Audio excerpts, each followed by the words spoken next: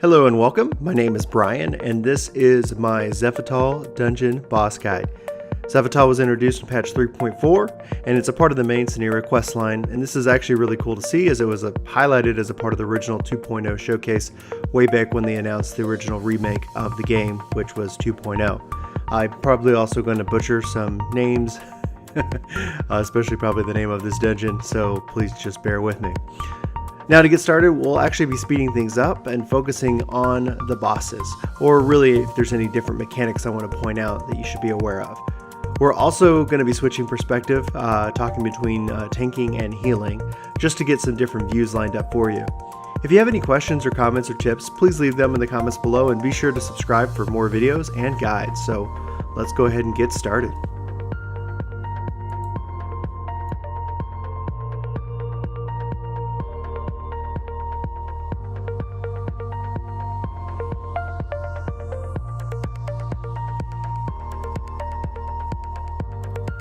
Okay, so you've arrived at the boss, the first boss in fact.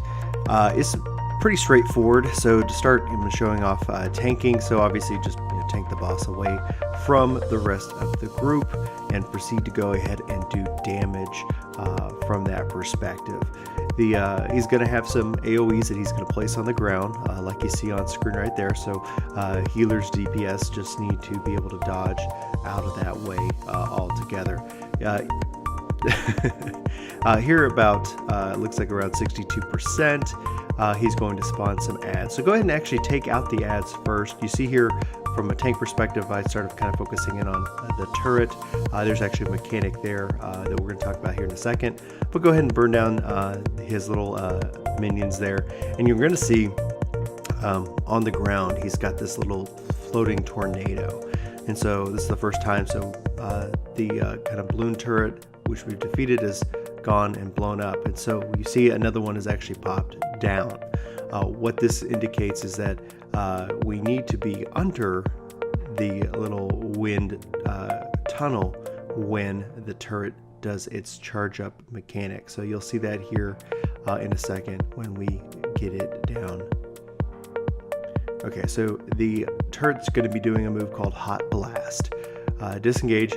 Really only one of you needs to be under to be able to go ahead and pop the balloon and bring him back down to Earth, or Eorzea. Now from this, just heal up and get ready for obviously some more ads here. So he's going to spawn these two little turret things that are going to be linked to him, and you just need to burn those down while dodging his AoE attacks there, that big old blast. So at this point, you've really seen all the mechanics. He's going to be doing like long bursts, which does a little bit of damage. You just heal through it. Tanks just continue to have him focused away from the rest of the party, and DPS, and just keep doing that. He will go and repeat, so he's going to eventually go back into a lift here, and then you have to burn the turrets again. So we're going to see that here just in a minute.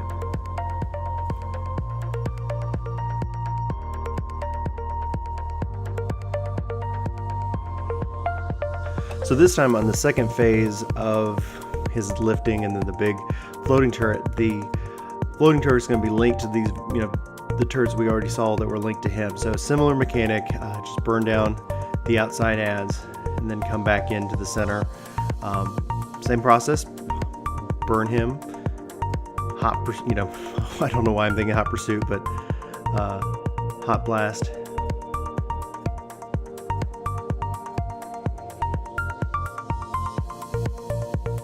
And then pop the balloon, or hot burst, yeah.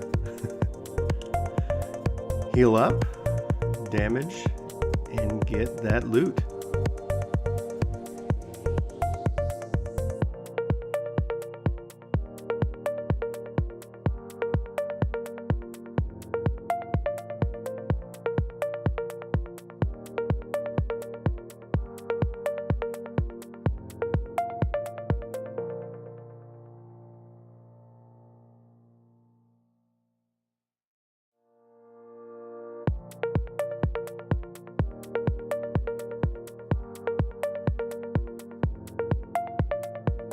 Alright, and welcome to boss number 2. Dolly Cluck. All around the ring, you're going to see 4 walls. Outside those walls, he's going to put these spikes down, and he's going to have 2 basic moves during his first phase. On low, which is a powerful attack that tanks just want to keep facing towards them, and then on high, which is actually going to blast you back into those walls. So you're going to see him casting it. You don't have a lot of time, so he's going to run to the center to do this on high move. So just know that you'll actually have the ability to really kind of get in your position where you need to go. Now during his second phase, he's going to place little red markers over your head, to which he's going to put down these big tornadoes in that place. They're going to be persistent, so you want to try to position those away from the walls, because you're still going to need those walls, as he will on high everybody here in a little bit. So just keep an eye out for that. DPS and ranged are going to be, I guess, primary targets. So you can see that the bard is getting targeted right there, and he's going to place it right there. You do have a little time, so it's going to be where you end up when it's finally cast. Getting pushed into the tornado, spikes, etc. will easily wipe out any particular job. So he's going to do this also several times over the course of the fight. You've pretty much seen the main mechanics at this point, and so it's just a matter of for the healers healing everybody up and keeping them ready to survive any of those attacks, and then doing as much damage as quickly as possible. See, here's one where he put it in the center of the room, pretty much where one of the monk there was too close and didn't move out of the way. So that's just going to be there for a little bit, and that's ends up what costing the monk his life in this fight. So just rinse and repeat. Burn the boss, get the loot.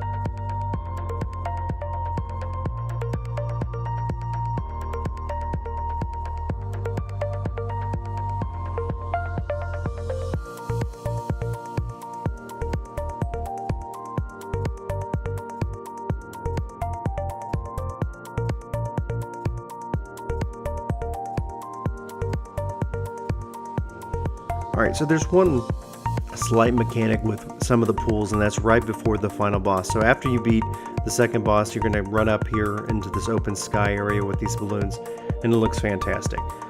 You've got a couple of ad packs, and you're going to see these war balloons kind of going back and forth. It's the fastest and easiest way through is to burn the war balloons, which are targetable but not aggressive. So they're just going to keep dropping off ads, and then they're going to drop a windstone that's going to allow you to progress. And so there's 2 pools, one with the first one war balloon, and then the second area which has the second one. So just kind of burn down the ads, burn the balloons, and move on towards the boss.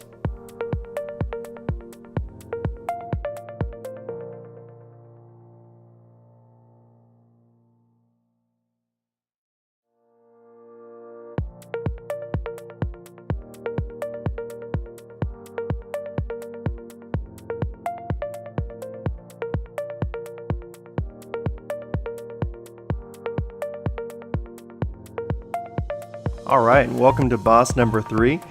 Xelphatol. Alright, forgive that. Alright, so this boss is pretty straightforward in terms of mechanics. You're going to see several birds flying around the ring, and they will occasionally target you and place a green target over your head as well as a green circle at your feet. He's also going to be doing raid-wide or group-wide damage, and you just need to heal through that. So here's the green over your head and the circle, so you just kind of spread out so you don't over-damage anybody right there. So he's just going to kind of repeat that for a little bit, but his main mechanic is going to be coming up here in a second. So he's going to have some AoEs he places on the ground. You've seen that before. Nothing too difficult, really. And he's going to call down his buddy Hawk to do the stacking mechanic. So you just kind of group and you split the damage there.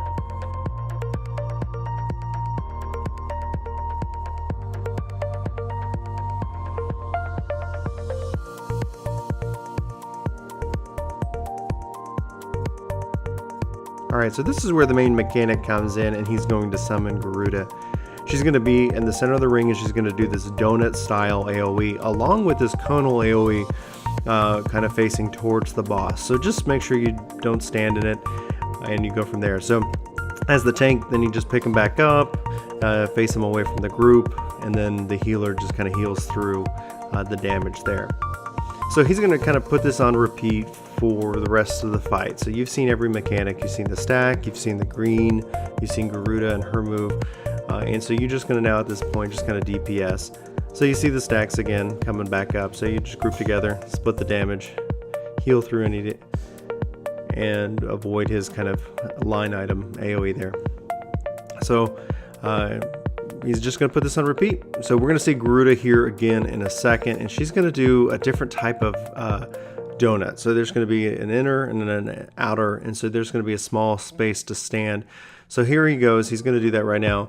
What's interesting about this piece of it is that you're going to also have the green circle mechanic as well. So you're going to have a small space to stand. So it's important that as the team, they kind of spread out so you're not going to take too much damage together. After this, Garuda's going to do her big attack. The Reckoning comes. This is just a process of healing through. There's nothing you need to really worry about too much at this point, but heal through it. Stack when he does his stack, and spread when you need to. So at this point, just DPS him down until you can get that loot. Thanks for watching so much, everybody. This is Brian for Work to Game Videos. I really hope you enjoyed this guide. Let me know what you think, and maybe we can get some likes if you liked it, and let me know what you'd like to see and what changes you'd make if this, because I'm planning on making some more guides as well. So thanks very much for watching, and have a great day.